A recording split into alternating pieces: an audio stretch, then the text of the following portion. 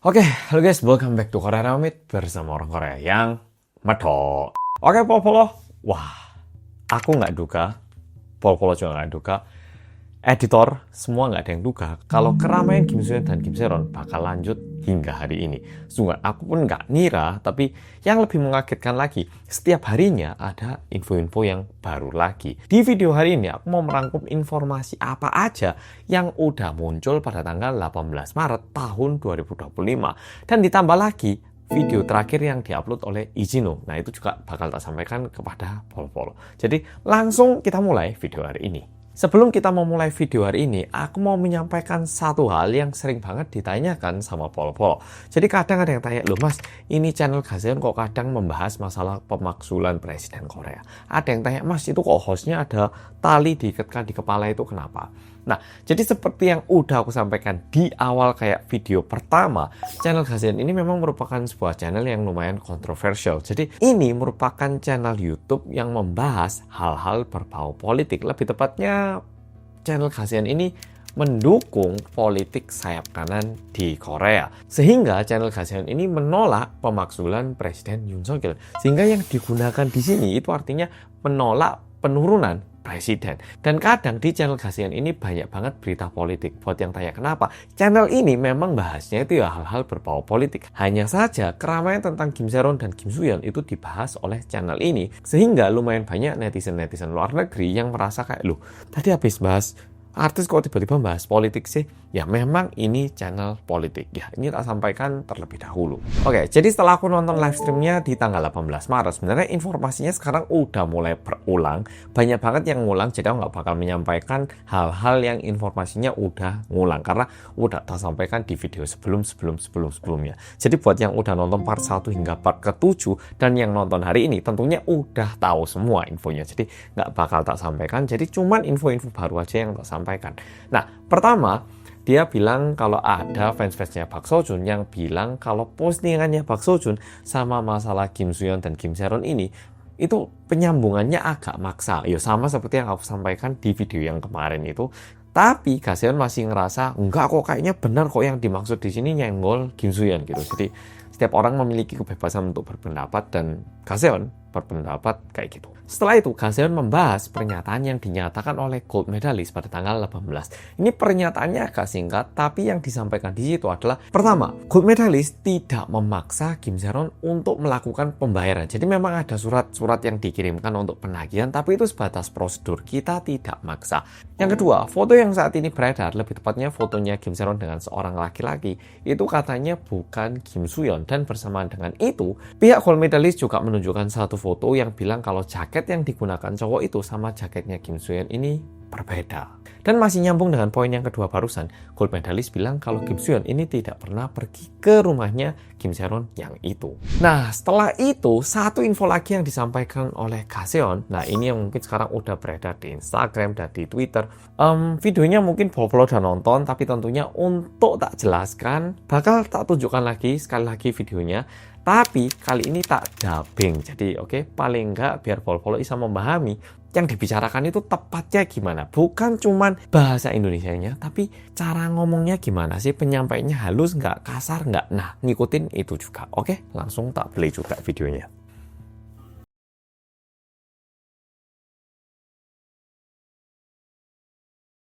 아니 너무 힘이 들어가 있는 거 아니에요? Ini nggak terlalu tegang dah. 찐적이 안 한다고 이 이거 보면 끄끄무래. 와, Wah, 이거 대박이야. ini 대박이네. 해봤어? Udah 안 nyobain 해봤지? belum? Masih belum nyobain 내가 kan? 봤을 때 이거 배에 하면 죽어. Ini kalau taruh di perut mati kayaknya. 그 고양이 등에 테이프 붙은 느낌이야. Kayak kucing ini loh, diisolasi punggungnya. Wah, 그러면 이거 또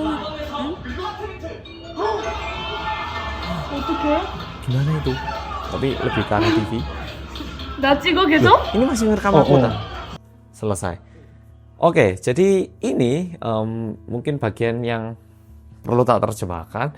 Dan terkesan kondisinya ini masih di rumahnya Kim Se Ron seperti yang ada di foto-foto sebelumnya. Dan kalau dari suaranya sih lumayan mirip Kim Soo-yeon. Tapi satu hint yang juga tak dapatkan di sini, kan di sini ada lagunya Jennie yang solo. Nah, berarti ini seharusnya di tahun 2019 atau setelahnya, ya nggak sih? Oh, katanya tanggal rilis di Koreanya tahun 2018, lebih tepatnya tanggal 12 November. Berarti ada kemungkinan tahun 2018 juga ya. Berarti paling nggak setelah tahun 2018. Bisa di tahun 2018, bisa juga di tahun 2019. Dan kalau dari suaranya, dia ini lagi nonton variety show. Dugaanku antara dua. Kalau nggak Ilbagil, tapi karena Ilbagil udah nggak terlalu ditonton, kemungkinan lainnya adalah Shin So-yuki. Karena ada suaranya Lee Soo-geun dan juga sound effect-nya itu sound effect dari variety show itu. New Journey to the West, ya variety show yang itu, atau One Night Two Days. Ya, kalau perkiraanku kayak gitu, dan mungkin kedepannya bakal ada fans-fans yang mulai kayak mencari tahu lagi, lebih tepatnya ini estimasinya terekam pada tanggal berapa. Tapi sebenarnya kalau ada video gini, biasanya kan ada tanggal ininya itu, informasi tanggal ini direkam kapan dan di mana itu. Kalau misalnya itu juga ditunjukkan, alangkah baiknya. Siapa tahu kalau misalnya di situ tertulis tanggal 2018 itu kan langsung jelas. Tapi cuma ditunjukin videonya, ini bisa jadi tahun 2019, bisa jadi tahun 2020. Lebih tepatnya kita nggak ada yang tahu tanggal pastinya. Oke, by the way, buat yang bingung sama situasinya, ini terkesan Pol-Pol tahu itu tuh alat pijet kejut listrik yang sempat viral di TikTok yang ditaruh di sini terus tangannya kayak melungker-melungker sendiri, yang dia ini alat pijet dengan cara mengejutkan listrik ke otot. Jadi terkesan alat pijetnya ini ditaruh di punggung, makanya Kim Saeron bilang 내가 이거 배에 하면 죽어. kalau ini ditaruh perut mati ini. Nah, jadi yang dimaksud ini kayaknya alat pijet yang kejutan itu lumayan kenceng ya, kayaknya itu yang dimaksud. Setelah menunjukkan video ini, hostnya Gaseon bilang kayak gini, oke, Kim Soo-yeon, pokoknya besok tanggal 19 Maret, tanggal 19 Maret besok kamu harus membuat pernyataan lo ya. Kalau enggak, kita ada loh video yang ada mukamu. Mau tak video yang ada mukamu itu tak rilis ya? Mau enggak?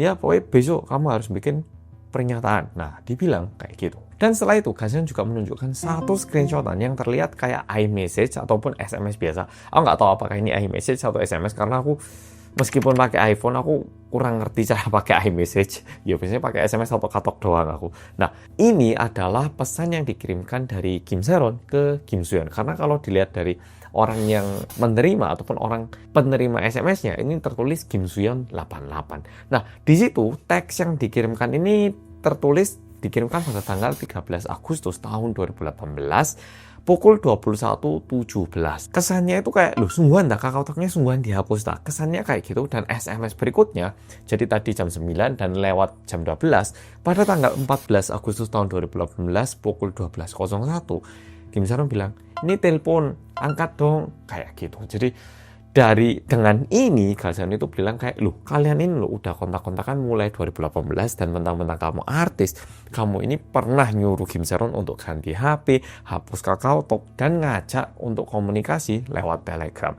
Nah, ini banyak juga yang tanya kenapa lewat Telegram. Jadi di detektif reupdate lainnya, kasus-kasus kriminal di Korea, aku sering bilang biasanya yang melakukan kriminal ini sering banget pakai Telegram, karena biasanya hingga saat ini pengguna Telegram itu identitasnya tidak bakal terbuka. Jadi misalkan, dan di luar itu pastinya ada fitur-fitur lain juga gitu ya di Telegram. Jadi misalkan suatu hari ini rame, ya udah tinggal dihapus, ataupun ini kayak susah dicari tahu siapa pemilik akunnya gitu. Jadi ini mungkin buat yang tahu Telegram bisa dibantu juga, tuliskan di komen apa sih bedanya Telegram sama messenger lain kayak WhatsApp ataupun messenger lainnya. Tapi yang pasti di Korea, Telegram ini kesannya adalah messenger yang digunakan biasanya untuk jual beli barang-barang yang sedikit ilegal, atau melakukan komunikasi-komunikasi yang agak gimana gitu. Di Korea kesannya kayak gitu, soalnya cukup banyak orang-orang yang katanya jual beli obat terlarang itu menggunakan Telegram gitu itu, sehingga image-nya kayak gitu. Jadi normalnya orang-orang itu saling ngechat sama sesama orang Korea itu pakai KakaoTalk atau Instagram DM gitu, tapi jarang yang pakai Telegram. Aku ngerti ada beberapa negara yang anak-anak mudanya itu suka pakai Telegram, karena suka aja. Jadi aku nggak bermaksud anak-anak muda yang pakai Telegram itu salah atau gimana. Cuman ada beberapa fitur Telegram yang melindungi identitas penggunanya, sehingga transaksi-transaksi ilegal itu juga sering terjadi di Telegram. Nah, jadi infonya sampai sini untuk info yang bisa aku sampaikan dari live-nya Gaseon tanggal 18 Maret dan juga info berdasarkan pernyataan dari gold medalist. Tapi sebelum aku mengakhiri video kali ini, aku juga pengen menyampaikan apa yang disampaikan oleh YouTuber Ichino setelah dia dibilang dituntut oleh Gaseon. Jadi aku yakin lumayan banyak pol-pol yang udah benci sama Ichino, tapi kita kan harus netral juga ya. Kita juga perlu mendengar ya toh apa yang disampaikan sama Ichino. Jadi mari kita dengar apa yang bakal disampaikan sama Ichino. Oke, sebelum upload video ini, aku mau menambahkan juga bagaimana pendapat ataupun respon dari Ichino. Tentu betul saat ini apa yang disampaikan oleh Gaseon menjadi kayak opini yang dipercaya oleh banyak orang. Dan terkesan entah gold medalist, Kim Soo-yeon atau Ichino juga ada kesalahannya. Tapi kan nggak berarti Gaseon ini juga 100% benar ya toh. Nah, sehingga pentingnya kan kita juga perlu mendengarkan apa yang disampaikan dari pihak-pihak lain ya toh. Nah, Ichino juga menyampaikan pernyataannya melalui video yang dia upload di channel YouTube-nya. Nah, ini udah tak ringkas, langsung tak sampaikan. Nah, pertama-tama Ichino bilang kayak gini, apa yang disampaikan sama Gaseon sama keluarga korban ini agak berbeda. Ichino bilang bahwa Gaseon ini menuduh Ichino sebagai seseorang yang bilang kalau Kim Se-ron ini pacaran sendiri sama Kim Soo-yeon, padahal Kim Soo-yeon itu sebenarnya nggak pacaran. Jadi kayak kalau aku Gaseon dan ini Ichino, Gaseon tuh bilang gini ke Ichino, Ichino, aku lo ngeliat berita yang kamu bikin dan juga video yang kamu upload di YouTube. Hah? Kamu kok bisa-bisanya mengarang cerita? Bilang kalau katanya Kim Se-ron ini ngarang cerita tentang cinta lah, ginilah, kamu ini sukanya ngarang, kamu nggak ada beritanya, nggak ada fact checknya. Nah, digitu kan. Tapi kalau berdasarkan Ichino ini merasa apa yang disampaikan oleh Gaseon dengan keluarga korban ini beda. Soalnya kalau dilihat dengan baik, kayak satu demi satu setiap kalimat, keluarga korban itu bilang kalau foto yang diupload oleh Kim Se-ron yang story-nya itu merupakan sebuah tindak laku yang impulsif. Jadi Ichino itu bilang gini, keluarganya Kim Se-ron aja lo tahu kalau foto yang dia upload ini merupakan sebuah tindak laku yang impulsif. Tapi kok Gaseon bilang kayak gini? Kayaknya keluarga korban sama Gaseon ini juga tidak searah. Gaseon aja yang menggiring keluarga korban biar membuat orang-orang benci sama aku. Kayak gitu. Nah, kedua, di luar itu dia juga meng-highlight bagian ini dan menurutku ini juga masuk akal. Dia bilang foto yang diupload oleh Gaseon, yaitu fotonya Kim Soo-yeon yang terlihat dia nggak pakai celana ini merupakan sebuah balas dendam yang tidak benar. Dan menurut Ichino ini bisa jadi Gaseon itu menerima hukuman kekerasan seksual karena mengupload foto-foto seperti ini dan bisa jadi kena hukuman penjara hingga 7 tahun. Nah, untuk ini merupakan opini yang disampaikan Ichino setelah dia tanya ke orang-orang hukum katanya. Tapi kalau dipikir ya benar juga sih, foto seseorang yang kurang pantas diupload. Coba Polo-Polo tuliskan, kalau menurut Polo-Polo apa yang dilakukan Gaseon ini benar nggak? Ini aku juga pengen tahu dari sudut pandang Polo-Polo. Setelah itu, Ichino juga meng-highlight masalah Gaseon yang menuduh Ichino bekerja sama dengan gold medalist. Jadi Gaseon di live-nya ataupun di video-videonya dia selalu bilang kayak gini, Ichino dia ini selalu mengupload video berhubungan dengan Kim Se-ron dan setelah dia ngupload, nggak lama setelah itu semua artikel-artikel online itu dipenuhi dengan berita-berita yang sama. Kayaknya Ichino ini udah kong kali kong sama gold medalist dan setelah dia ngupload, semua reporter-reporter lain yang udah setuju sama dia juga ikutan ngupload. Nah, ini Ichino ini emang busuk. Nah, Gaseon bilang kayak gitu. Tentang pernyataan ini, Ichino memberikan respon yang sedikit berbeda. Ichino bilang kayak gini, ini lo salah. Yang lebih benar adalah ketika Kim Se-ron melakukan sesuatu dan ini banyak beritanya. Dan setelah itu, ini tak rangkum menjadi satu video dan tak upload di YouTube. Bukan aku dulu yang ngupload, baru berita-berita ataupun artikel-artikel itu ikutan ngupload. Ini lihatan video yang tak upload tanggal segini, jam segini. Tapi tanggal-tanggal artikelnya kayak gini. Video yang kedua lihatan tanggal uploadku tanggal segini, tapi berita-beritanya udah mendahului. Video 3 juga kayak gini. Yang berarti kalau berdasarkan Ichino, artikel-artikelnya itu udah banyak dan setelah itu aku mencari tahu lebih lanjut dan tak upload di YouTube. Dan setelah itu reporter-reporter ikutan membuat artikel online berdasarkan video yang tak buat. Sehingga bukannya aku ini dibayar orang gold medalist atau gimana, tapi ini kamu salah ngomong. Jadi aku ini emang gak ada hubungannya sama gold medalist dan video yang aku buat ini digunakan oleh banyak reporter untuk menuliskan artikel-artikel lain. Lihatan, ini loh jumlah artikel yang dituliskan oleh media-media online. Ya, jadi Ichino bilang kayak gini. Dan untuk masalah Kim Se-ron kerja di kafe ini juga lumayan menarik. Jadi jujur untuk video Ichino tentang Kim Se-ron, aku pun nggak menonton satu demi satu. Jadi aku pun nggak bisa memastikan karena saat ini videonya udah nggak available, udah nggak bisa ditonton. Cuman di saat pertama kali foto Kim Se-ron kerja di kafe ini beredar, pihak perusahaan kopi bilang kalau Kim Se-ron ini tidak pernah ada riwayat kerja di perusahaan. Namun di saat itu Lee Jin-ho adalah orang yang memberitakan, ini berdasarkan dirinya, yang memberitakan bahwa enggak, Kim Se-ron ini loh beneran kerja di kafe. Setelah aku cari tahu lebih lanjut, Kim Se-ron ini beneran kerja. Ini bukan informasi yang salah. Nah, jadi Lee Jin-ho merasa aku ini malah yang bilang kalau Kim Se-ron ini benar-benar kerja. Cuman setelah aku beritakan, tiba-tiba beritanya itu semua pada bilang, apakah beneran Kim Se-ron kerja di sana? Apakah Kim Se-ron ini cuma mencari image? Nah, berita-berita seperti ini yang membuat aku terkesan kayak aku yang bilang Kim Se-ron nggak pernah kerja di situ. Tapi enggak, aku ini justru malah yang selalu bilang kalau Kim Se-ron ini benar-benar kerja part-time di kafe. Setelah itu, Lee Jin-ho juga menegaskan masalah dia menghubungi orang tuanya Kim Se-ron. Dia bilang, betul, aku menghubungi. Tapi, aku ini beneran menghubungi untuk mau menyampaikan turut berduka cita. Dan juga aku beneran pingin pergi ke tempat penguburannya. Dan setelah aku pergi ke tempat kuburan, ternyata katanya ini pindah atau gimana. Dan untuk mencari tahu lebih lanjut, aku tanya ke orang tuanya Kim Se-ron. Dan ini please, jangan diubah-ubah. Tujuanku ini benar-benar hanya untuk turut berduka cita dan juga memberikan salam terakhir kepada Kim Se-ron. Tapi ini malah kamu ubah informasinya seolah-olah aku mengganggu keluarga Kim Se-ron di saat mereka berduka. Setelah itu lagi-lagi Lee Jin-ho menegaskan masalah Ga-seon yang mengupload foto Kim Soo-yeon yang lagi cuci piring. Dia bilang ini loh udah kayak setengah porno. Ginian kamu upload dengan tujuan apa? Katanya mau mencari tahu kebenaran. Ini nggak benar. Nah, dia sendiri bilang kayak gitu.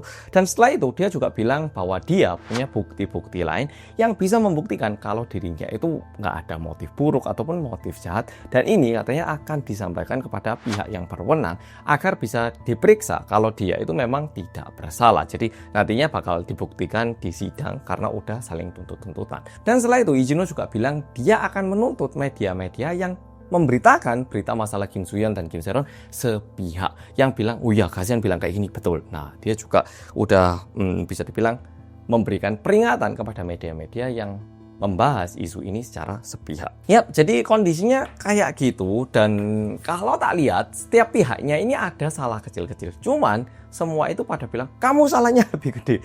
Padahal yang diinginkan publik apa? Apakah Kim Soo-yeon ini benar-benar mempacari Kim Se-ron di saat underage? Apakah dia melakukan child grooming? Itu ya toh. Tapi terkesan sekarang ini malah merembes kemana-mana dengan alasan kita mau tahu kalau Kim Soo-yeon benar-benar melakukan ini atau tidak. Dan kalau kita tidak melakukan ini, Kim Soo-yeon tidak akan buka mulut. Nah, kesannya kayak gini. Jadi gimana ya? Jadi dirty play lah, semua jadi kayak agak kotor gini kesannya. Oke Polo, jadi makasih udah nonton video hari ini dan sampai jumpa di video berikutnya. Sekali lagi aku dan kru Korea Realme sangat berterima kasih kepada Polo yang udah percaya channel Korea Realme untuk mendapatkan informasi berhubungan dengan keramaian Kim Soo-yeon bersama dengan Kim Se-ron. Yap, jadi kayak gitu. Sekali lagi makasih dan sampai jumpa mungkin besok. Oke, dadah.